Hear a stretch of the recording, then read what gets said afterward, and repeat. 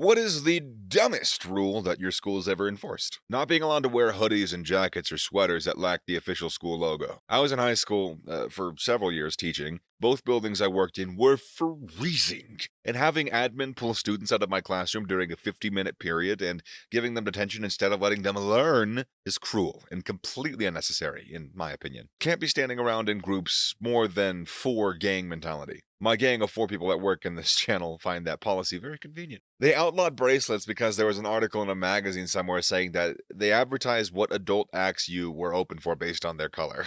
Then somebody tried to outlaw wristwatches for the same reason. Locked the only boys' bathroom because someone wrote on the wall in a Sharpie. It wasn't even rude or inappropriate either. It was the word hi or something like that. Didn't unlock the door until one boy wet himself and the parents threatened to sue. Not really a rule, but the toilet paper holders are outside of the stalls on a wall. So having to calculate before taking a how much you need and hope it was enough. Banned all backpacks and bags on campus. Students were expected to somehow carry everything they needed in hand. This was especially challenging if you had a non-ideal locker placement. We suddenly one day weren't allowed to stand in circles during recess because, and I quote, we could be dealing drugs. I'll add that for the years prior, we had been standing in circles no problem. Next recess, we stood in a triangle. Cue principal going, ape shit. Next day, we stood in a square, and the principal kept us inside for a week. Threatened us all with detentions if we did it again, etc. I think that their idea was open-ended circles so that they could see what we were doing. It's still stupid.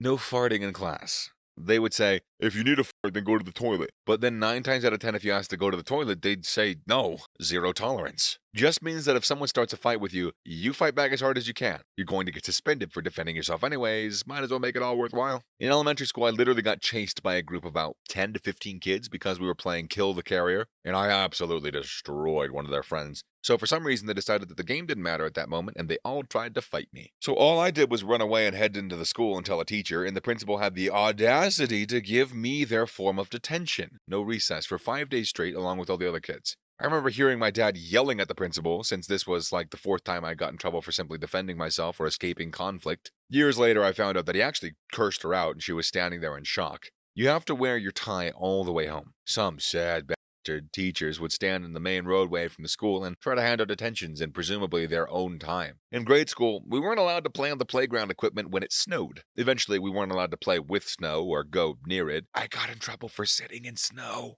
This was in Minnesota, where it snows half of the year. Recess basically consisted of milling around the blacktop for 30 minutes. Woo. My friend is administrator at a private school in New Jersey, and the faculty has to sign in and out of the bathroom using Google Sheets. When I was in junior school, UK boarding school in the 80s, we weren't allowed to say okay, as it was considered slang and not befitting the young ladies and the gentlemen that we should aspire to be. For context, junior schools covered ages 5 to 13. We also had to have a comb and a handkerchief on us at all times, and on top of that, we weren't allowed to have our hands in our pockets because it looks so slovenly. Don't damage school property sounds reasonable enough until you get detention for standing a chair after suddenly getting your period. Playing cards at lunch was prohibited because it promoted gambling. No slow dances at the prom. What kind of music did they play? Darude Sandstorm?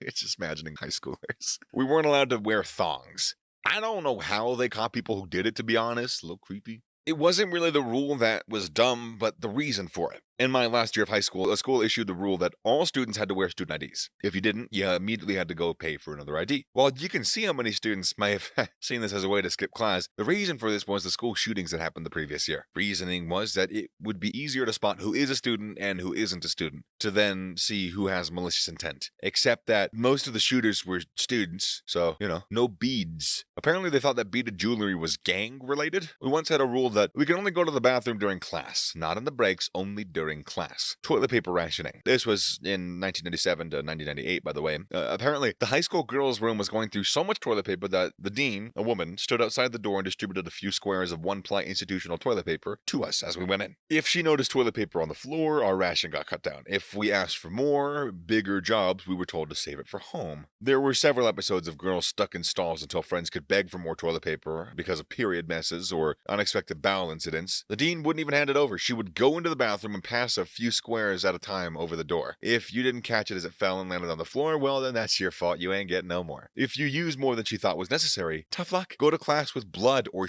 shit on your body. It took about a week of extremely angry parents coming to the school and calling both the school and the school board, but we finally got our toilet paper back unlimited. How did we celebrate? By TPing her car, of course. Hell yeah. I was wearing a regulation uniform jacket in a classroom during winter that had no heating. The teacher demanded that I remove my jacket, and I refused because I was cold. She sent me to the headmistress. Rule: no duct tape on clothing. Reason: some girls thought that they could get past the no ripped jeans rule by covering the tears with duct tape, and it became a fad, and everyone thought they could start doing it, so it got banned. A kid in my AP literature class found a loophole and made an entire outfit out of red and black duct tape. I mean, shorts, a t-shirt, and a jacket, and shoes. And when the school tried to suspend him, they couldn't because the rule was no duct tape on clothes. It said nothing about clothes made out of duct tape. He won the argument and even wore the outfit a few more times to say F you to the school and the principal. Really tough to answer a regularly asked question. Ripped jeans were an issue because they made the school look trashy, not because of the fact that they showed skin. However, there were many other rules to enforce no excessive skin be shown. We would get suspended for rips in our clothes and also for duct tape on clothes, both for the same reason. It was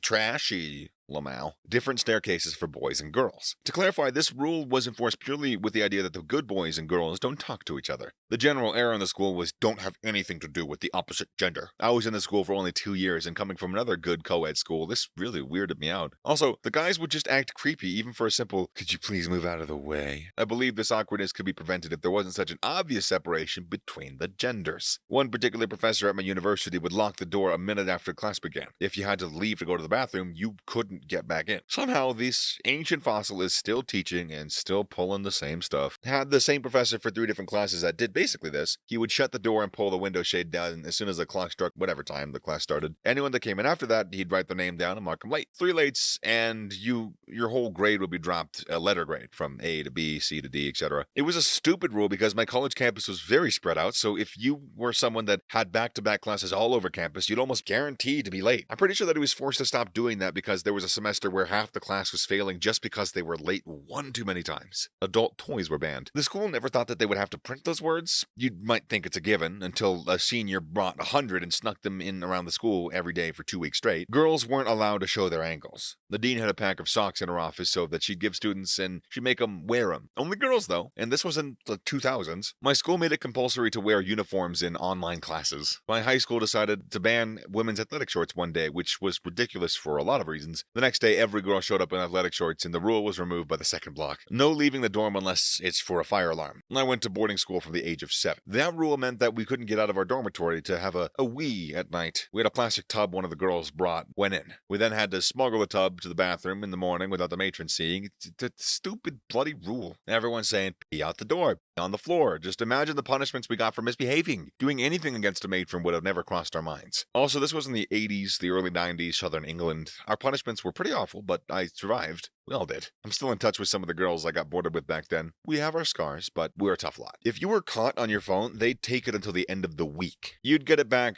at 2:30 on Friday. Parents went mental, and even a few came together and sent bills through for part of the phone bills. They ditched that rule after 2 weeks. Went to school during the time when health and safety suddenly started going crazy. They introduced a no contact under any circumstances rule, i.e. no touching any other person. We were like 6 or 7. Suddenly, one day, not only is tag illegal, but they actually enforced it. I remember one day like 70% of the school's population was pulled off the playground and made to sit in the floor in the hall for the crime of playing the games that children play. Guys were free to wear pants on cold days, but girls had to wear a skirt no matter how cold it was. The new principal made a morning roundup rule where anyone arriving to class after the last bell had to go to the cafeteria and listen to a lecture about not being late for class. This took an extra 15 minutes, making the students even more late to class than they would have been otherwise. Needless to say, everyone hated it, even the teachers, and that principal didn't last long. Elementary school principal banned talking at lunch. If you were caught talking or even signing to somebody, you had to go sit by yourself on a folding chair with no table. There was once this time when my mom came to eat lunch with my older sister, and the principal was like, "Oh, you should go eat out in the hallway with your daughters." And she was like, "Nah,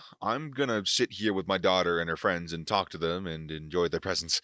Usually, if a parent came for lunch, the student could invite one friend to join, unless he had siblings. And then there were too many people, so you couldn't invite a friend. Anyways, one of my older sister's friends whispered to my mom that she was going to move so she wouldn't get in trouble for us talking. And this was a 9-year-old. Don't play on the golf course. Our tiny community got a burst of cash in the 70s due to having mineral rights on land with oil. It was amazing, some of the things that we had access to for a school in the plains of Montana. Computer labs, ceramics, photography, a frickin' laser. They also brought the grade school a miniature miniature golf course on the center of the playground. The majority of the playground was concrete squirrels, turtles, and a whale, and this looked like a lot of fun to play on for a kid. We couldn't touch them. We couldn't get near them. We couldn't land our Star Wars figures on them, incorporate them in our games in any way, or even walk near them when we were running and from someone playing tag. Once in PE, we got out of the clubs and played for a few rounds in my entire time in school. Other classes never even got that. After about 30 years during a student cleanup, they got some of the upper level high school kids to take hammers to them and pulverize them.